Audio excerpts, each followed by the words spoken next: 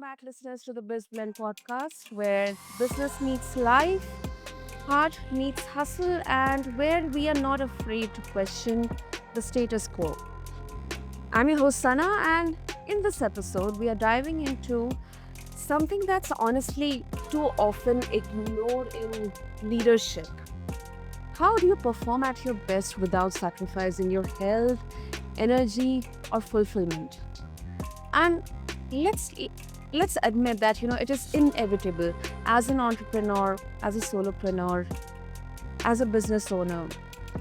It's your business is your baby. You're building something which is so much near and dear to you. So I think burnout is something which we cannot prevent, but probably we can embrace it and go through it. So, to discuss this and the other aspects, our guest knows this journey firsthand, listeners. Meet Rachel Edmondson-Clarke. She went from a high level corporate leadership to collapsing on her office floor from burnout. That breaking point reshaped everything. And now, with over 20 years of experience working with Fortune 500 companies, top executives, and fast growing businesses, she helps leaders master high performance without burning out. Obviously, using a powerful mix of neuroscience, psychology, and behavioral science. And today, in this episode of BizBlend, we are cutting through the noise to talk about what high performance really means and why so many leaders, entrepreneurs get it wrong, and how we can redefine success in a way which is actually sustainable. So, with that, Rachel, welcome to the show, and let's dive right into our conversation today. Oh, Sana, thank you so much. It is such a pleasure to be here. What you create with the platform, not just with BizBlend, but across all the 16 shows that you run, I think is absolutely incredible. And it's just a delight to meet you. So thank you for having me. Absolutely, Rachel. Absolutely. So, before we talk about the topic, uh, let's talk about your journey, Rachel. So, you went from a high level corporate leadership, working in Fortune 500 companies, but then you suffered from burnout. You collapsed on your office floor. I mean, if it's okay with you, can you walk us through that particular phase or moment, that breaking point, which kind of reshaped everything for you? Of course, of course. I can remember it vividly. I was in my glass fronted office and I was preparing to go into the boardroom. And instead of walking out the door, I found myself lying on the floor staring up at the ceiling tiles. And I'd collapsed. I couldn't think. I couldn't breathe. And I didn't know what was happening at the time. But I later realized that I had had a form of a panic attack and it was the result of months and years, if I'm honest, of habits that had left me depleted from working longer and longer hours, um, disappointed with myself for not taking better care of my health. And also, I felt incredibly guilty as well because I had neglected the most important relationship in my life. And at that point, like, I knew something had to change. Like, my body was no longer allowing me to continue. It had put the brakes on. So something had to change. Oh, that is terrible. Rachel, thank you for sharing that. Um, yeah, I mean, let's practically, let's admit that yes, as a professional in a high stress work environment, or as an entrepreneur, as a solopreneur, business owner, sometimes we take it too much upon us because it's kind of a culturally, or maybe I don't know, imposed on us, superimposed on us, that if we are working hard, we are putting more number of hours, uh, it's kind of evident that we are doing great. It's, kind of glorifying the grind, and I have been guilty of it too. So I'm curious to know, Rachel, that is the culture shifting, or if we are still rewarding the wrong things out there? I think it depends. It depends enormously, not only on who you are, because you might be working for yourself, or you might be working for a large corporation. I think it depends enormously. And I think within large companies, it can often depend on manager to manager and what that culture and what that environment is like. The thing that I think we often miss is that a focus on how we are feeling and of restoration to be able to restore and enable us to have the capacity to lead and show up at our best actually does two simultaneous things. So not only when you work in a culture and when an organization that does care about your well-being, mental, physical, emotional well-being, and encourages habits of restoration throughout the day as well as in cycles of days and weeks and so on. Not only does that enable better performance for the individual, but that also creates Hmm. cultures that organizations want where people feel included and engaged and valued and psychologically safe to challenge people. So I think very often we think of it just as at an individual performance level, but when we are focusing on how we are feeling, when we are paying attention to that, and when we are making sure that we are restoring ourselves on a regular, consistent basis, that it also has this impact on culture as well. Because when we are approaching burnout or when we are there, Mhm. it become more anxious, we'll be more heightened to threat. We will see Yes. the negative in so much, and we're not going to show up at our best. We'll likely start to disengage from work, Yes. or it will Mhm. affect our performance. It will affect our physical health, our mental health, our cognitive ability to see or act clearly. And so this is why it's so important that we are regularly, as I say, tuning in to how we feel and not doing what I did, which was for years, let's face it, it was for years, sort of adopt these habits that had left me and had led me to that point where I ended up on the floor. My coping mechanism was to work more and to work longer and to work harder. That was my form of being able to regulate where I was at that point in my time, in time. And it had some, and it's not a strategy that works. It is not a strategy that works. It is not.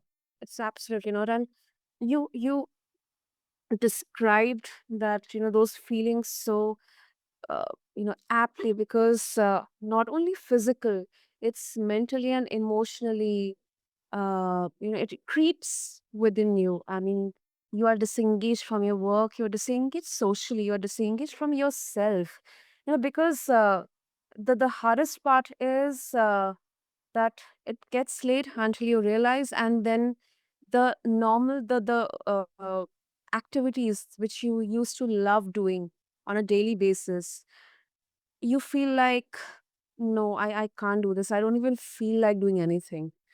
So that's a very, very hard feeling to have. That's a very terrible feeling to have. It is, and I would, and if anyone is feeling like that, it's time to take stock, and it's time to look at how you can restore, in Mm. particular, your mood, your energy, and your ability to deal with that stress. Someone said to me the other day, and I thought this was a great way of looking at it, which is, what if the 30-hour-a-week version of you delivered greater value and quality to your business or your company and the 60, 70-hour week version of you. And Mm. it feels so counterintuitive when we are busy, when we are stressed, to take time to go for go for a walk, or to prepare something nutritious for lunch and to sit down and eat it perhaps in the garden in the sunshine, or to make sure that we go to bed on time. I say on time, but what that is for you, so that you are prioritizing that time in bed, even if you're not sleeping, you are prioritizing that rest.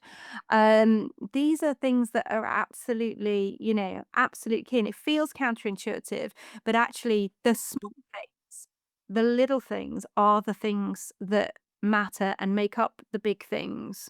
And I would, and if we think about the inputs, the things that impact our mood, our energy, and our ability to deal with stress, it's all the stuff that our grandma told us. It's the, how, have you slept? Have you ate well? Have you eaten recently?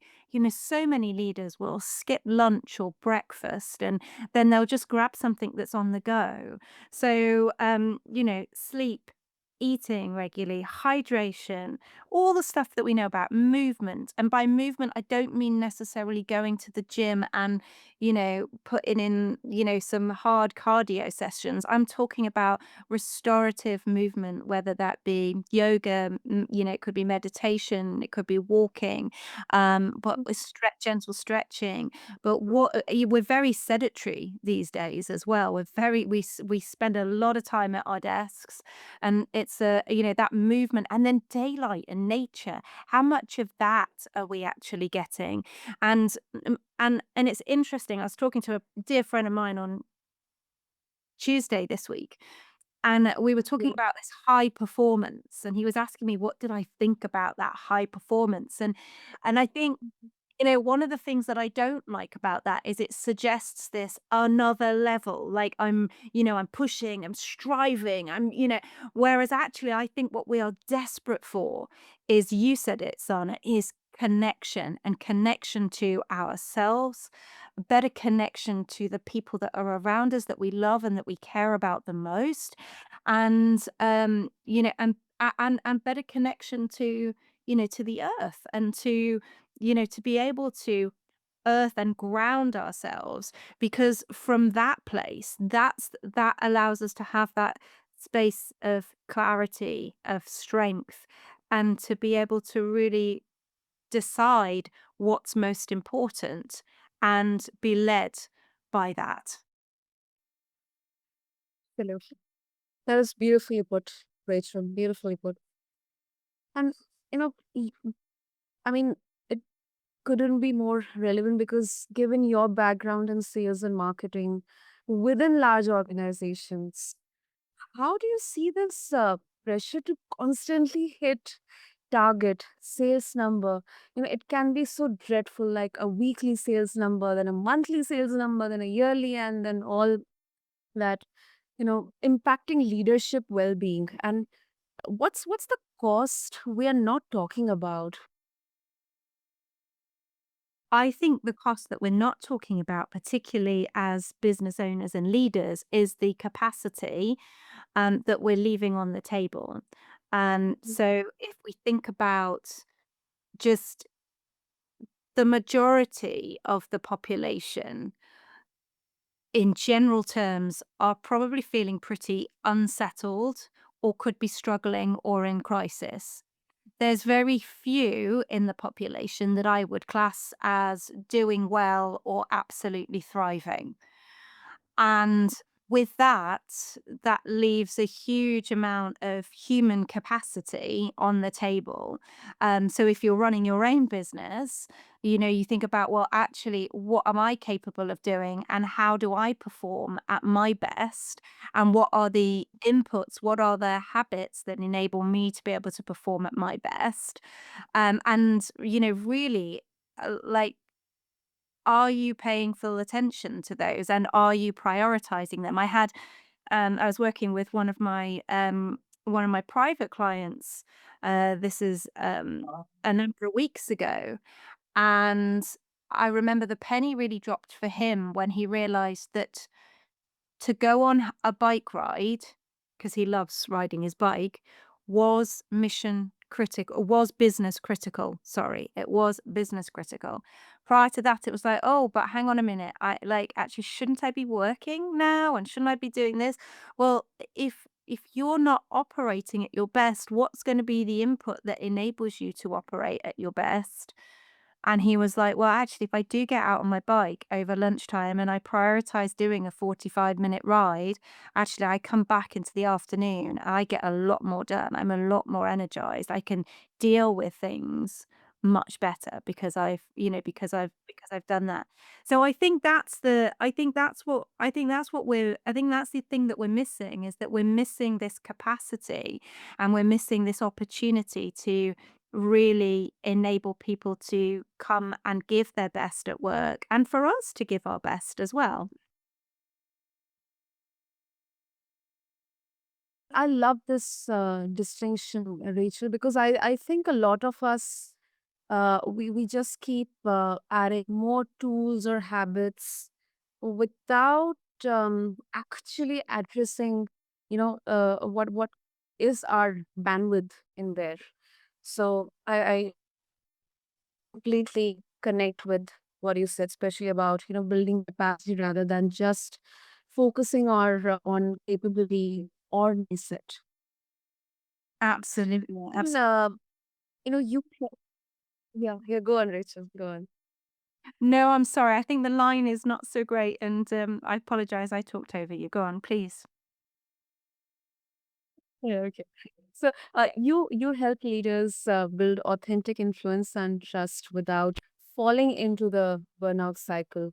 But uh, once again, if I go back to the beginning of our conversation, in high pressure environments, Rachel, how realistic is that?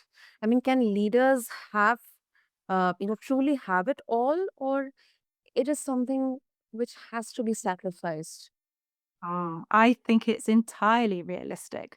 Um, and I know that through what I've created in my own life and with my own business. And I know that in terms of what I've been able to support and help others to achieve as well. And here's the thing, I think we talk a lot about work life balance. I think work life integration is a much more realistic kind of way of looking at things. So balance suggests that it's this or it's that. And almost like you're walking on a bit of a tightrope there and you're balancing those two things out. Actually, I have over the last 10 years built a business and a life that I absolutely love and that supports my health, my family, my mission, um, and and and the clients and the people that I work with. And it's through that integration, and it's through kind of being being aware of of those of the things that really work for you. And this is the thing, we're all different. I also have a background in health coaching, and this idea of bio individuality, that we're all different, and what works for one person might not work for another. So helping people to work out what are the ingredients that really help them to perform at their best, and then how they can integrate that into their life. Because let's face it, some of us will have young children, some of us will have aging parents, some of us will have spouses, some of us won't. And so what we can do and what we can is going to be different and unique for each and every person.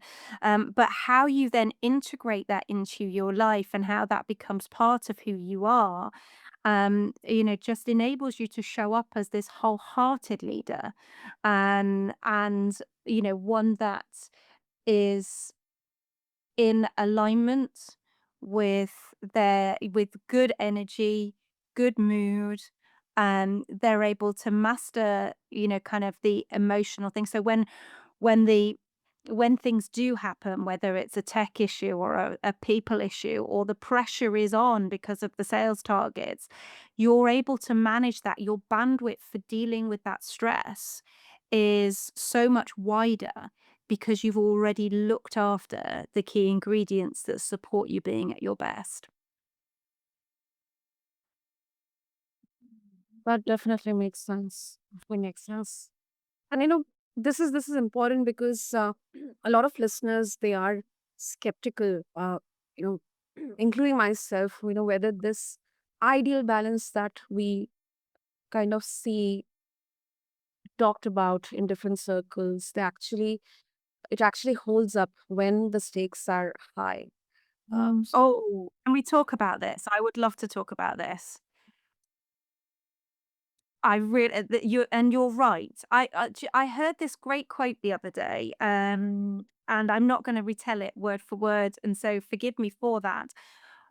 But it was about a martial arts expert, and it was he was with the master, the martial arts master was with his student, and the student said to the martial arts master, "Master, you are always in alignment." And the master looked to the student and he said, "I am not in alignment, but I am constantly making small corrections."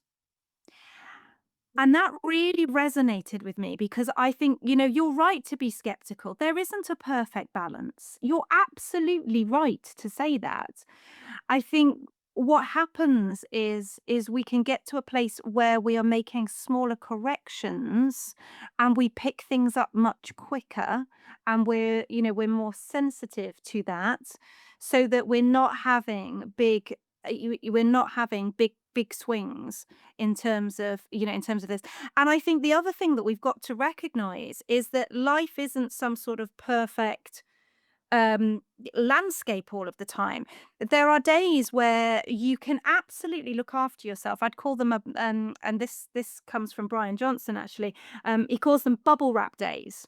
These are the days when you can go and do the spiritual retreat. You can sleep in. They're the bubble wrap days. Let's be honest. There's not that many of those that happen in life. Most of the time, we are out in the wild. We are kind of cutting our way through the jungle and the undergrowth and, kind of making our tracks, and we're out in the wild, we're doing that. And sometimes we are paying the price because we've got a project, we've got a deadline, we've got a sales target that we need to hit, and we've got to pull out the stops. And it means that we're not sleeping, and it means that, or we're not getting as much sleep as we would do normally. It means we're not connecting with our families as we would do normally. And so what I, kind of when we think that life has, and that's been very general to sort of describe those different landscapes that we can be in, and we might experience all of those in one week. Like, when I talk about these habits, one of the things that I will say to my clients around this is, let's not think about having one rigid habit, but let's think about how you might have a base level target for key habits like sleep and nutrition and so on, and breathing and movement and all of that stuff. Let's What's a base target and what's an elite target? And your base target has to be so easy that even when you are paying the price, you can still keep on track with those. So, for example, base target might be, I follow my nutritional protocol, whatever that is, one meal a day. No matter what's happening, can I do that at least for one meal of the day? So, and breathing. Like, if my elite target is I'm going to spend at least 10 minutes in meditation, for example, then my base is I'm going to spend 1 minute doing some conscious breathing. And same with movement, it can be 1 minute. I can do it while I'm brushing my teeth, so that I can always hit those base levels no matter what's happening.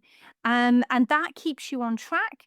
That keeps you so that the corrections aren't, you're not ending up in big swings.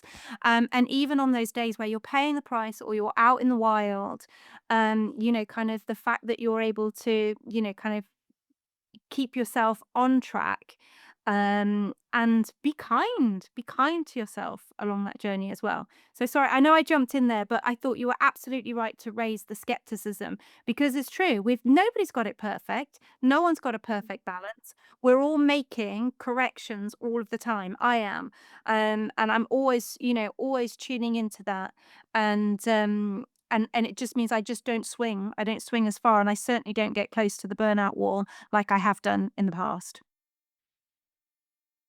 Absolutely. That is such a mindful take on this. Such a mindful take on this, Rachel. And I so connect with, as you mentioned about the small corrections in there.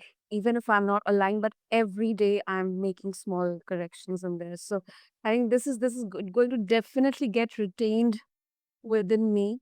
And I hope for all our listeners as well. So before we wrap up, if our listeners would like to connect with you, Rachel, what's the best way to do that? The best way to find me is on LinkedIn, and it's Rachel spelt AEL Edmondson, and it's hyphen Clark with an E. So yeah, there's not many of us with a long name like that. So yes, but find me on LinkedIn. That would be great. Absolutely. I'll have the link and the details in the show notes for our listeners. Connect with you, Rachel. And thank you. Thank you so for bringing such a different perspective, discussion around burnout and mental health in leaders and entrepreneurs, and at a very practical level. Uh, because I know many of us listening, they're rethinking what success really costs and what it could look like instead. So thank you so much once again, Rachel. It's been my absolute pleasure. Thank you. And to all of the listeners, thanks to every one of you for being a part of BizBlend, for tuning into this beautiful, practical conversations with exploring journeys, experiences, insights, and expertise from incredible guests like Rachel. Until next time, stay bold, stay curious, and take care of yourself and your loved ones.